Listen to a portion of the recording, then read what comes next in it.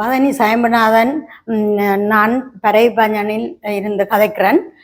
எனது காணி பூர்வீக காணி, எனது காணி. அந்த காணியில் நான் வாழ்ந்து வந்த காணி. இந்த யுத்தம் காரணமாக வெளியேறி திரும்ப நாங்கள் வந்த பொழுது இராணுவம் கையகப்படுத்தி இருந்தது. அதை நான் தான் என் தலைமையில் போராடி அந்த இடத்தை விடுவித்தது. அந்த விடுவித்த பொழுது அடாவடியாக என்ற காணியை அன்று பிடித்த பொழுது நான் அரசு அதிபர் டிஎஸ் அவர்களிடமெல்லாம் போய் கதைத்தேன். அவர்கள் அதுக்கு செவிமடிக்கவில்லை. அன்றிலிருந்து 10 வருடத்துக்கு மேலாகி விட்டது. ஆனால் இன்று வரைக்கும் நான் தொடர்ச்சியாகவே நான் பல திணைக்களங்களுக்கு நான் திரிந்த வண்ணமாக இன்று வரைக்கும் இருக்கின்றேன். ஜாழ்ப்பாணம் கொமிஷனர், கவர்னர், ஆளுநரிடம் பத்திரமுல்ல, இப்படி போய்கொண்டு வந்தேன். அவர்கள் விசாரணை என்று போட்டு அவர்கள் அந்த நடவடிக்கை என எடுக்கவில்லை. காரணம் என்னத்தான் இங்கு வரைக்கும் கூப்பிடுவார்கள், ஆவணத்தை பார்ப்பதில்லை. ஆனால் எதிரான ஆட்களை கூப்பிடுவதில்லை. என்னென்று கேட்டால் அவர் வர முடியாதான் என்று சொல்லித்தான் தடுத்து இருந்தது. ஆனால் நான் அந்த ஆவணத்தை இருந்தும் காட்டி வரவிடம் 71ஆம் ஆண்டு பேர்மிட் எல்லாம் காட்டினாலும் அதை வைங்கோ என்று சொல்லி அவர்கள் என்னை சடைஞ்சு காலத்தை கடத்தி கொண்டு இருந்தார்கள்.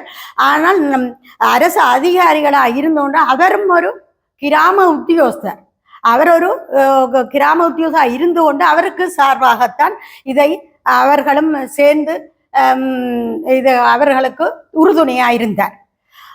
அந்த காணியில் இருந்து கொண்டு எந்தவித இதுவும் இல்லாமல் எனக்குரிய நடவடிக்கை எடுக்காமல் அரசு அதிகாரிகள் அவர்களுக்கு ஒவ்வொரு அந்த என்னென்ன செய்ய வேணுமோ அந்த உதவிகளை செய்து கொண்டிருக்கிறார்கள். ஒவ்வொரு அதிகாரிகளும் வந்து இப்போ அரசு அதிபராக இருக்கலாம், டிஎஸ்ஆ இருக்கலாம், கொமிஷனராக இருக்கலாம். ஒவ்வொன்று நான் அதை போய் சுட்டி காட்டினால் அது உங்களோட காணி தானே, அது நீங்கள் போங்கோ அது கண்டு. அப்போ என்னென்றால் என்ற காணி என்று நான் சொல்லவும் அவை இருக்கட்டும் என்று சொல்லித்தான் என்னை அனுப்பி கொண்டே இருந்தார்கள். இன்று வரைக்கும் நான் திரிந்து கொண்டே இருக்கின்றேன். காரணம் என்ன? எனது காணி இல்லாமல் அவர்களுக்கு காணி இருக்கு. எனது பிடித்த காணிக்கு முன்னுக்கு அவர்களுக்கு உரிய காணி இருக்கு. அவர்கள் பூட்டி விட்டு தேங்காய் பிடுங்குகிறார்கள், சகலதும் செய்து அவர்கள் அதனை கையகப்படுத்தி வச்சிருக்கிறார்கள். எனது காணிக்கு நான் இடம் இல்லாமல் மகளிர வீட்டில் தான் நான் இருக்கின்றேன். எனக்கு இருக்க இடம் இல்லை. அதனால தான் அன்று தொட்டு நான் ரோட்டிலேயே தான் திரிந்து எல்லா இடமும் நான் இருக்கிறேன். என்னை அந்த திரிகிற படியால தான் என்னை அவர்கள் மனநோய் என்று சொல்லி எனக்கு அப்படி ஒரு சூட்டி என்னை கதைக்கிறார்கள். அந்த வேதனையில எனக்கு கூடுதலாக ஒரு பாதிச்சு கொண்ட ஒரு மன அழுத்தமாக இருக்கிறது. அந்த எனது பெர்மிட் வரவிடம் இருக்கிறது. அவர்களிடம் எதுவித ஆவணமும் இல்லை. ஆனால் ஒரு பெர்மிட்டை போட்டு கையகப்படுத்தி வைத்து கொண்டு அவர்கள் தங்களுக்கு பெர்மிட் இருக்குன்னு சொல்லுகிறார்கள் ஒழிய அதை வெளிப்படையாக காட்டவில்லை. அரசு அதிபர் கொமிஷனராக இருக்கட்டும், டிஎஸ்ஆ இருக்கட்டும், அதை அவர்கள் முன்னிலையில் காட்டப்படவில்லை. இப்ப இருந்த டிஎஸ் இப்ப இருக்கா, அவர் எனக்கு அவர்களிடம் இருக்கும் ஒரு காணிக்கு 2 பெர்மிட் போட்டு வைத்திருக்கிறார்கள். எனது காணிக்கு அதை என்னிடம் திருப்பி இப்ப தந்திருக்கிறார். அவர்களுக்கு காணி இல்லை என்று. இது 2018 இருந்த டிஎஸ் அந்த காணி, இதே காணி அவர்கள் வந்து டிஎஸ் முன்னிலையில் கூறியிருந்தார். மாலிங்க நாசர் எனது தாயாருக்கு வழங்கியதாக எனது அண்ணாவிற்கு அந்த காணியை அவர்களுக்கு உரிய காணியை வழங்கியிருந்தார். 30 பேச்சு 3 வரப்பு காணியை எனது அது ஒரு பெர்மிட் 71ஆம் ஆண்டு எனது காணியை விசாரணை செய்து தருவதாக கூறியிருந்தவர் ரான்சராக போயிருந்து திரும்ப வந்திருக்கிறார். அவரிடம் நான் கேட்டிருந்தேன், நீங்கள் எனக்கு தந்திருந்த இந்த அளவு பிரச்சனை வந்திருக்காது என்று சொல்லத்தான் அவர் என்னை அனுப்பியிருந்தார். இது முதல் இருந்த டிஎஸ் ஜெயகரனிடம் அனுப்பியிருந்தார். அவர்களை இருத்தி விட்டுருக்குது. 2023 தான் அவர் இருக்கினார். இவ்வளவு காலம் இருக்க இல்லை. அதை அவர்கள் இந்த பராமரிக்கிற மாதிரி இருந்த போய் வந்த ஒழிய இருக்க இல்லை. அவர் தான் 2023 இருத்தி விட்டிருக்கிறார். ஆவணம் இல்லாமல் எனக்கு சொன்னார். அவரிடம் இருந்து உங்களுடைய காணி என்று எழுத்தில் என்று வாங்கோ, உடனடியாக எழுப்பி வைக்கிறேன். அதுக்கு அவர் கூறியிருந்தார், அவர் படித்தவர் இல்லோ, அவருக்கு தெரியுமல்லோ, நான் சொன்னதென்று சொல்லி சொன்னார். போய் சொல்லுங்கோ, இது ஜிஏயிடம் கடிதம் போட சொல்லி என்று சொல்லி என்னை அனுப்பியிருந்தார். அப்போ அதனால அவர்கள் இப்பதான் அந்த காணிக்குள் வந்து இருக்கிறார்கள். ஆனால் இவ்வளவு காலமாக அவர்கள் இருக்கவில்லை. அரசு அதிகாரிகளின் நிமித்தம்தான் அவர்கள் கையகப்படுத்தி இருந்தது. அல்லது அவர்கள் தீர்வை ஏற்கனவே கொடுத்திருந்தால் இந்த அளவுக்கு பிரச்சனை வந்திருக்காது. இவர்களின் சப்போர்ட் தான் அவர்களுக்கு உறுதுணையா இருந்தது. இந்த காணிக்கு அவர்களேன் துணிச்சலுடன் இருக்கிறார்கள் என்றால் தங்களுக்கு அரசு அதிகாரிகள் இருக்கிறார்கள் என்ற துணிவில் தான் அவர்கள் இருக்கிறார்கள். அல்லது அவர்களுக்கு ஒரு பயம் ஒன்று வந்திருக்கும், நாங்கள் எழும்ப வேண்டும், எங்களுக்கு ஒரு பிரச்சனை வரப்போகுது என்று சொல்லி எழும்பியிருப்பார். இவர்களின் ஊக்கத்தில், இவர்களின் ஒரு ஆர்வத்தில் தான் இவற்ற முயற்சியில் இருக்கிறார்கள். ஆனால் இப்பொழுது நான் இடம் இல்லாமல், நான் இப்பொழுது ஜனாதிபதி செயலகம், லஞ்ச ஊழல் ஆணைக்குழு, இது இப்படி பிரதமர் அமைச்சர், இப்படி எல்லா இடமும் நான் போய் நேரடியாகவே நான் கதைத்து போட்டு வந்திருக்கிறேன். அவர்களோ போட்டிருக்கிறார்கள், இந்த பிரச்சனையை தீருங்கோ, இன்ன பிரச்சனை என்று அனுப்பி வையுங்கொண்டால் இதுவரைக்கும் இல்லை. ஆனால் இது பத்திரமுல்லை இதுக்குத்தான் அனுப்பி வைக்கிறார்கள். அவர்களும் இவர்களை போலவே தான் அந்த இதா இருக்கிறார்கள். இவர்கள் தான் பார்க்க வேணும், இவர்கள் தான் இதை செய்ய வேணும் என்று சொல்கிறார்கள். இந்த இதுக்கு எனக்கு ஒரு தீர்வு வேணும், எனக்கு கூடிய விரைவில். ஆனால் ஜனாதிபதி அவர்கள் சொல்லுகிறார், ஊழலை ஒழிக்கிறதும் காணி பிரச்சனை தீர்க்கிறதும் என்று சொல்லுகிறார்கள். ஆனால் அவர்களோ லஞ்சம் இதுகள் நடந்து கொண்டு இருக்குது. ஆனால் அவர்களோ சரியாக இல்லை. ஜனாதிபதி இருந்து அவற்ற காலம் போகுது, அந்த காலத்தை பார்த்து கொண்டு இருக்கிறார்கள். திரும்பவும் அவர்கள் அந்த நிலையைத்தான் எதிர்பார்க்கிறார்கள். அதனால அவர் என்ன என்று சொன்னால், யாழ்ப்பாணமோ பல இடங்களுக்கு வந்து போறார். கிளிநொச்சி வந்தால் அந்த ஊழல்களும் மக்கள் படும் கஷ்டங்களையும் அவர் அறியக்கூடியதாக இருக்கும்.